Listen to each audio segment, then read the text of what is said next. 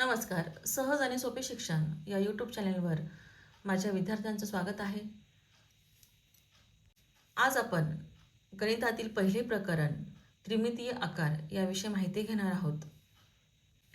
प्रथम एकमितीय आकार म्हणजे काय की आपण पट्टीच्या सहाय्याने वहीवर किंवा कागदावर जी रेष ओढतो तर ती रेष म्हणजे एकमितीय आकार, वन डायमेन्शनल शेप, 1D. तर ती एक लांबी असते. आता आपण द्विमितीय आकार बघू, 2 डायमेन्शनल शेप. तर ज्या वेळेला आपण कागदावर एखादा आयत काढतो किंवा चौरस काढतो तर त्याला काय असते, लांबी आणि रुंदी असते. द्विमितीय आकार सपाट पृष्ठभागावरील जागा व्यापतात. आता हा जो कागद आहे या कागदाला काय आहे, लांबी आणि रुंदी आहे. याला जाडी आहे पण अत्यंत कमी असल्यामुळे आपण या ठिकाणी या कागदाला काय आहे, लांबी आहे आणि रुंदी आहे हे आपण या ठिकाणी दाखवू शकतो. त्रिमितीय आकार, 3 डायमेन्शनल शेप.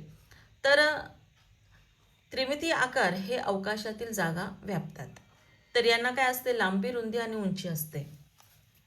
तर या ठिकाणी बघा तर हा जो एक खोका घेतलेला आहे तर हा काय करतो, अवकाशात जागा पण व्यापतो आणि याला काय आहे, लांबी आहे, रुंदी आहे आणि उंची आहे. द्विमितीय आकार, बहुभुजाकृती. 3 किंवा 3 पेक्षा जास्त बाजू असलेली बंदिस्त आकृती म्हणजे बहुभुजाकृती असते. तर खालील सारणीमध्ये आपण काही बहुभुजाकृती बघणार आहोत. तर प्रथम त्रिकोण. तर त्रिकोणाला किती शिरोबिंदू असतात बघा, 1 2 3. बाजू 1 2 3. त्यानंतर आपल्याला बघायचं आहे चौकोन. चौकोनाला किती शिरोबिंदू आहेत, 1 2 3 4. त्यांच्या नावातच आहे, त्रि म्हणजे 3, चौ म्हणजे 4, पंच म्हणजे 5, षट म्हणजे 6 या पद्धतीने.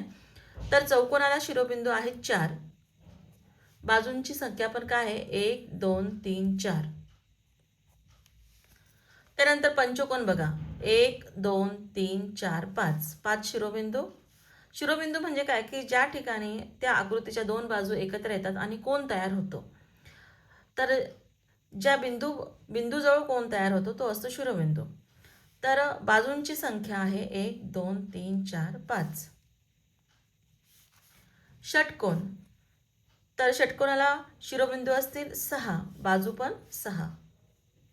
सप्तकोन. सप्त म्हणजे 7. तर 7 शिरोबिंदू, 1 2 3 4 5 6 7 आणि बाजू पण 7, 1 2 3 4 5 6 7. आता या ठिकाणी आपल्याला नाव दिलेलं नाही आकृतीचं, पण आता आपण बाजू किती आहेत ते मोजून घेऊ. 1 2 3 4 5 6 7 8. 8 बाजू असल्यामुळे बाजू किती असतील, 8. शिरोबिंदू पण किती, 8. मग ज्या बहुभुजाकृतीला 8 बाजू आणि 8 शिरोबिंदू असतो तर त्याला काय म्हणायचं, अष्टकोन.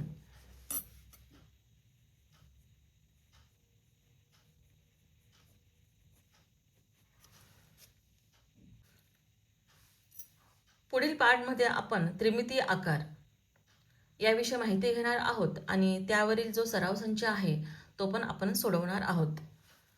जे विद्यार्थी माझ्या चॅनलवर नवीन असतील त्यांनी माझ्या चॅनलला सबस्क्राईब करा आणि आपल्या इतर मित्र परिवारास देखील माझा हा व्हिडिओ शेअर करा. तुम्हाला हा व्हिडिओ आवडला असेल तर लाईक करा. आपण सर्वांनी हा व्हिडिओ बघितल्याबद्दल खूप खूप धन्यवाद.